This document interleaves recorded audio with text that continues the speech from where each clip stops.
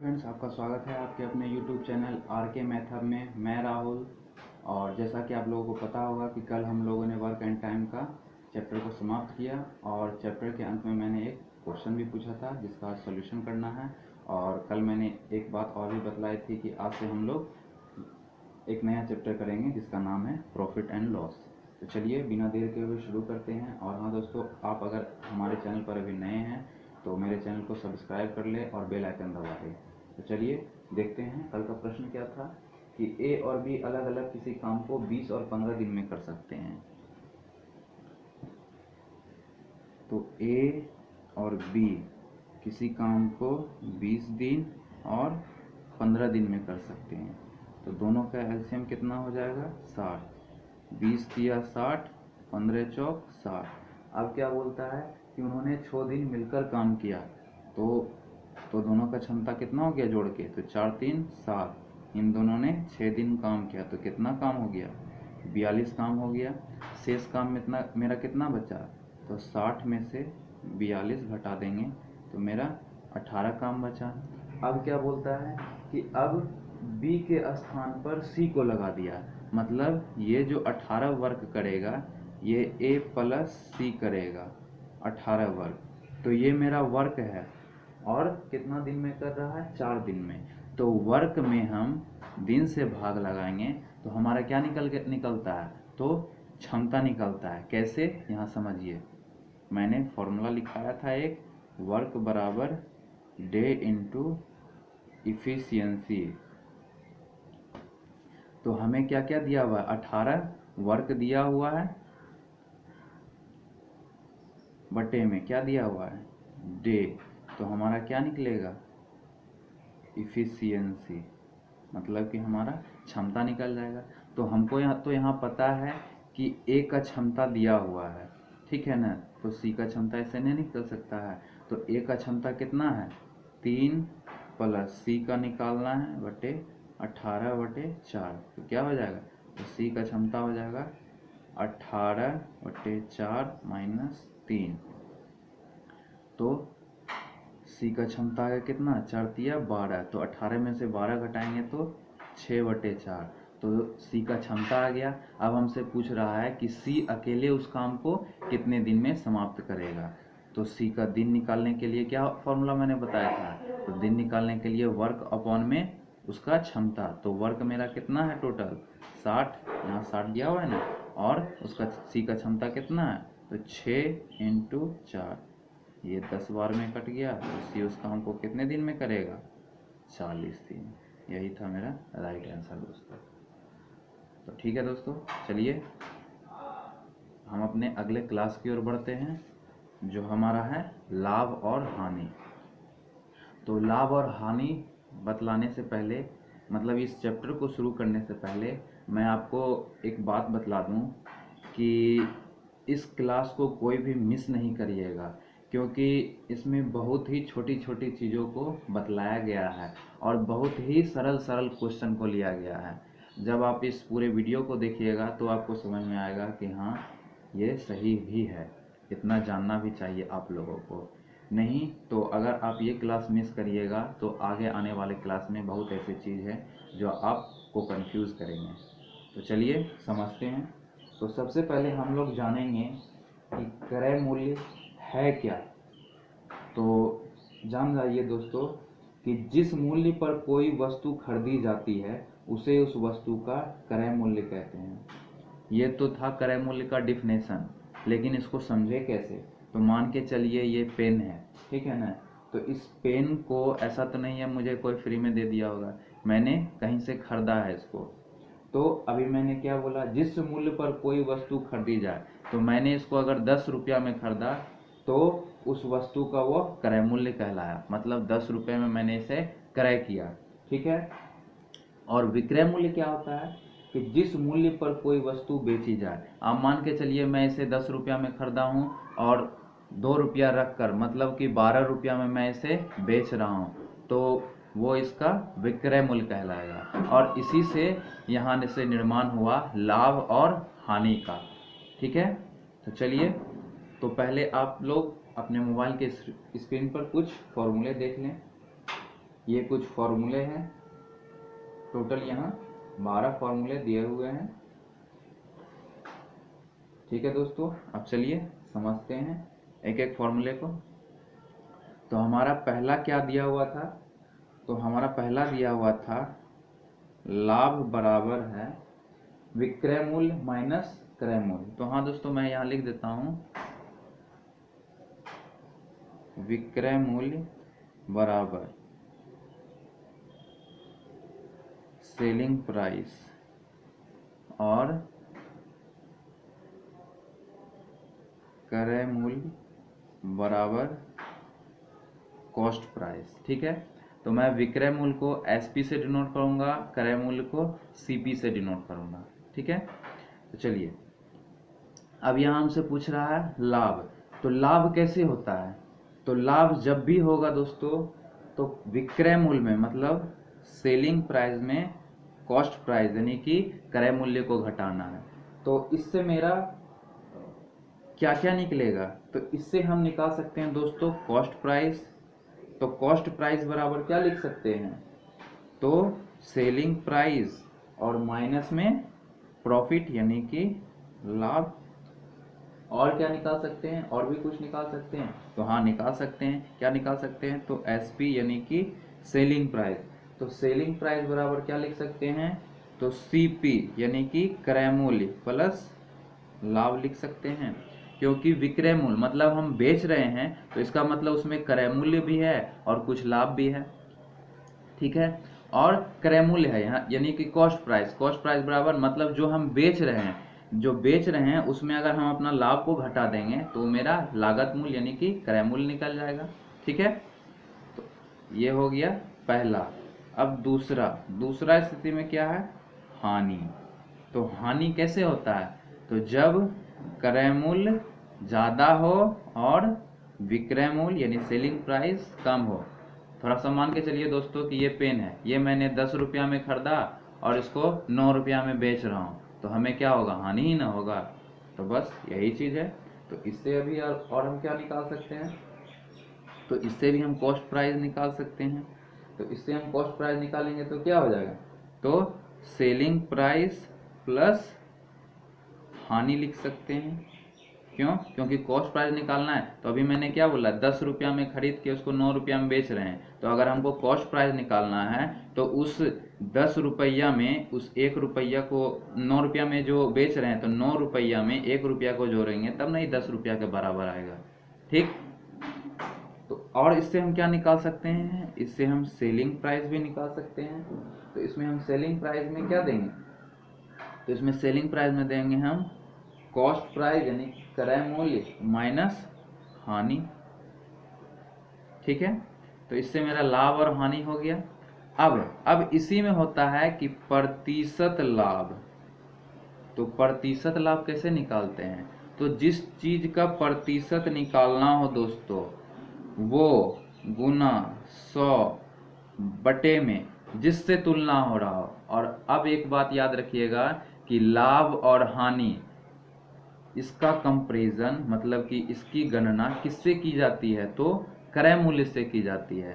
तो यानी कि यहाँ कॉस्ट प्राइस होगा, इसलिए हम यहाँ कॉस्ट प्राइस रखते हैं, ना कि सेलिंग प्राइस यानी कि क्रय मूल्य। तो प्रतिशत लाभ बराबर हमने क्या सीखा कि लाभ गुने 100 बटे क्रय मूल्य। उसी तरीके से प्रतिशत हानि में भी होगा। तो क्या हो जाएगा? हानि गुने 100 बटे में क्रय मूल्य। ठीक है, तो चलिए आगे हम देखते हैं आगे मेरा क्या है। तो आगे है मेरा दोस्तों, पहले दोस्तों मैं आपको अब बता देता हूँ क्रय मूल्य, क्योंकि इसमें दिया हुआ है विक्रय मूल्य, लेकिन क्रय मूल्य पहले जान लीजिए। तो क्रय मूल्य बराबर फॉर्मूला क्या दिया हुआ है? विक्रय मूल्य इंटू 100 बटे 100 प्लस लाभ, या अगर हानि होगा तो 100 माइनस हानि कर दीजिएगा। ठीक है, तो क्रय मूल्य बराबर क्या हो गया? विक्रय मूल्य गुने 100 बटे 100 प्लस या माइनस लाभ या हानि। अगर लाभ होगा तो प्लस, हानि होगा तो माइनस। ठीक है, अब आया विक्रय मूल्य का बारी मतलब सेलिंग प्राइस। देखिए दोस्तों, मैं आपको ये क्यों बतलाया पहले, हमसे अब सेलिंग प्राइस मतलब ये पूछ रहा है, तो ये पूछ रहा है, तो अब हम क्या करेंगे, तो इसको इससे गुना कर देते हैं। ठीक है, तो इसको इससे गुना कर देंगे तो क्या हो जाएगा, CP इंटू में क्या हो जाएगा 100 प्लस माइनस लाभ या हानि बटे में 100। तो देखिए दोस्तों, CP से मेरा SP भी निकल गया, याद करने का ज़रूरत ही नहीं है इसको कि नीचे में 100 प्लस लाभ होता है या ऊपर में 100 प्लस लाभ होता है, क्योंकि बहुत सारे लोगों को मैंने देखा है कि इसमें कन्फ्यूज़न कर देते हैं कि CP में कभी ऊपर में 100 प्लस लाभ कर देते हैं, तो कभी SP में नीचे में कर देते हैं 100 प्लस लाभ। इसलिए यहाँ पर बस एक चीज़ याद रखें कि क्रय मूल्य बराबर होता है विक्रय मूल्य इंटू 100 बटे 100 प्लस माइनस लाभ या हानि। तो इसी से हम SP यानी कि सेलिंग प्राइस निकालना है, तो इसको इसमें गुना कर दिए और नीचे में 100 को रख दिए। ठीक है दोस्तों, तो ये तो मेरा समाप्त हुआ फॉर्मूला।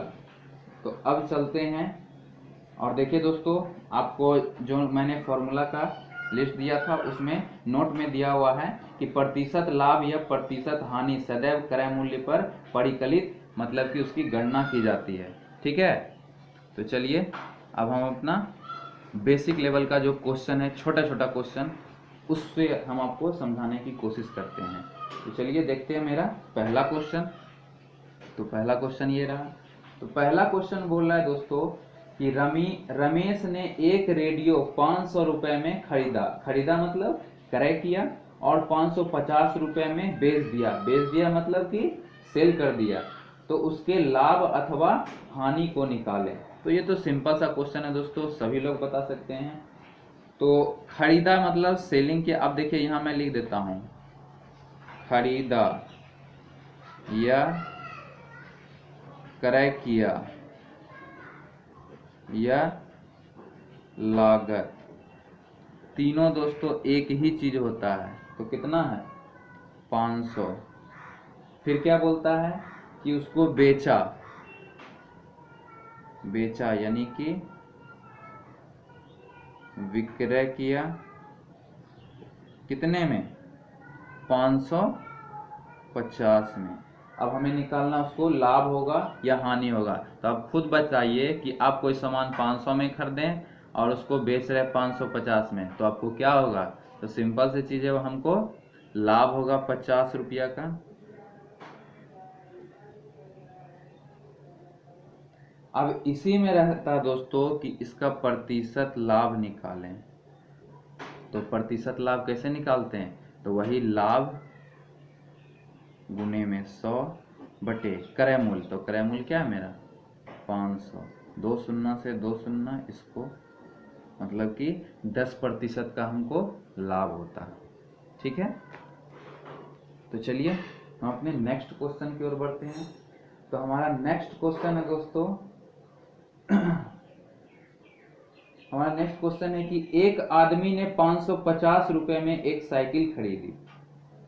तो चलिए दूसरा प्रश्न है, यानी कि खरीदा मतलब कि कॉस्ट प्राइस दिया हुआ है कितना 550 रुपए, और क्या बोलता है कि वह साइकिल कितने रुपए में बेचे कि उसे 10% का लाभ हो। अब यानी कि हमको क्या निकालना है विक्रय मूल्य यानी कि सेलिंग प्राइस, और दिया हुआ है क्या प्रतिशत लाभ कितना 10%। तो आज मैं आपको कोई भी ट्रिक नहीं बतलाऊंगा दोस्तों, ट्रिक की बारी कल से मैं आपको जो अभी जैसे बताया जा रहा है या अभी कैसे चल रहा है प्रॉफिट एंड लॉस, किस तरीके से उसको जल्दी बनाएंगे, तो वो कल से सीखेंगे। आज बिल्कुल ही बेसिक मतलब कि जानना जरूरी है इसको। तो हमको यहाँ कॉस्ट प्राइस दिया हुआ है, प्रॉफिट परसेंट दिया हुआ है हमको, यानी कि विक्रय मूल्य चाहिए। ठीक है, तो अभी हमने देखा कि यहाँ पर कौन सा फॉर्मूला लग रहा है। तो यहाँ पर हमसे देखिए, हमसे ये पूछा जा रहा है। ठीक है, तो ये पूछा जा रहा है, तो क्या करना है हमको, तो CP बराबर क्या होता है SP इंटू 100 बटे 100 पर लाभ। अब प्लस लाभ क्यों, क्योंकि यहाँ दिया हुआ है प्लस लाभ, लेकिन हमसे पूछ रहा है SP। ठीक है ना, तो SP निकालना है, तो इस पर भी हम लोग कर सकते हैं। देखिए 550 बराबर SP निकालना है, SP की जगह SP को ही लिख दिए इंटू 100 बटे में 100 प्लस लाभ, तो 100 प्लस लाभ कितना हो जाएगा यहाँ 110।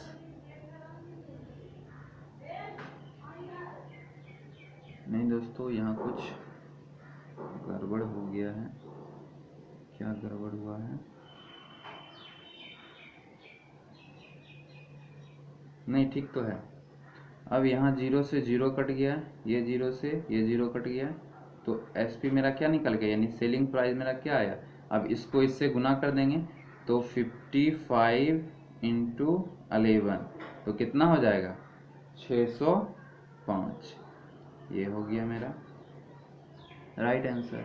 या नहीं तो उस फॉर्मूला पर भी निकालते हैं। चलिए, हमको सेलिंग प्राइस चाहिए, तो कॉस्ट प्राइस कितना है 550 इंटू 100 प्लस लाभ कितना है 10 बटे में 100, तो कितना हो जाएगा, तो 550 इंटू 110 बटे में 100, तो ये 2 शून्य ये 2 शून्य गया, 605 मेरा राइट आंसर आ गया। ठीक है दोस्तों, मुझे नहीं लगता कि आपको समझने में कोई भी दिक्कत हो रही है। तो चलिए हम अपने अगले क्वेश्चन की ओर बढ़ते हैं। हमारा तीसरा प्रश्न क्या बोल रहा है। हमारा तीसरा प्रश्न है कि एक घड़ी साज घड़ी को 575 रुपये में बेचकर 15% का लाभ कमाता है। मतलब कि सेलिंग प्राइस दिया हुआ है मेरा कितना 575 और प्रतिशत लाभ कितना दिया हुआ है दोस्तों, तो प्रतिशत लाभ दिया हुआ है हमको 15%। तो हमें निकालना क्या है, हमें निकालना है कि उसका क्रय मूल्य क्या है। तो लगा दीजिए फॉर्मूला। तो क्रय मूल्य बराबर हमने क्या लिखाया था, विक्रय मूल्य गुने 100 बटे 100 प्लस लाभ यानी कि 115। कितने बार में कट जाएगा 5 बार में, तो यहाँ क्या आ गया 500, यानी कि 500 रुपया उसका क्रय मूल्य था। ठीक है दोस्तों, चलिए हम अपने अगले क्वेश्चन की ओर बढ़ते हैं।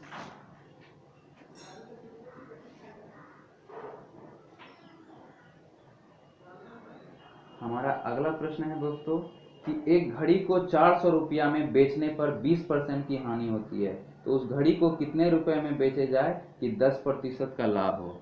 यानी कि हमें अब इसमें क्या करना है, तो इसमें विक्रय मूल्य पहले दिया हुआ है कितना 400 रुपये और हानि प्रतिशत का दिया हुआ है कितना 20%। तो अब हम इससे पहले कॉस्ट प्राइस निकाल लेते हैं। तो कॉस्ट प्राइस बराबर विक्रय मूल्य इंटू 100 बटे, अब यहाँ क्या है 100 माइनस हानि हो जाएगा तो 80, 0 से 0 खत्म, 8 पंचे 40, तो कितना आ गया मेरा कॉस्ट प्राइस 500 रुपये। अब ये कॉस्ट प्राइस जब मेरा निकल गया, तो अब बोलता है कि उस घड़ी को कितने में बेचा जाए कि 10% का लाभ हो।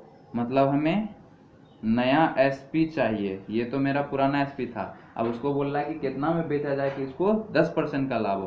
तो नया SP, तो SP बराबर क्या होता है विक्रय मूल्य क्रय मूल्य यानी कॉस्ट प्राइस इंटू 100 प्लस लाभ, क्योंकि लाभ है तो 110 बटे में 100, 2 शून्य कट गया, कितना आया 550। मतलब कि उसका नया मूल्य कितना होगा 550 रुपये। ठीक है, तो आप लोग को भी समझ में आ रहा होगा दोस्तों कि कितना बेसिक लेवल का मैंने क्वेश्चन लिया है। तो इस सब क्वेश्चन में आपको थोड़ा भी समझने में कोई भी तकलीफ नहीं होगा दोस्तों। तो चलिए हम अपने अगले क्वेश्चन की ओर बढ़ते हैं। हमारा अगला क्वेश्चन है कि एक रंगीन टेलीविजन 5060 रुपये में बेचने पर 10% का लाभ होता है। यदि 4830 रुपये में टेलीविजन को बेचा जाए तो कितने प्रतिशत का लाभ या हानि होगी। तो चलिए देखते हैं प्रश्न को। तो हमें सबसे पहले क्या दिया हुआ है विक्रय मूल्य कितना, तो 5060 रुपये, और क्या दिया हुआ है प्रतिशत लाभ, तो कितना दिया हुआ है 10%। तो इससे सबसे पहले हम कॉस्ट प्राइस निकाल सकते हैं।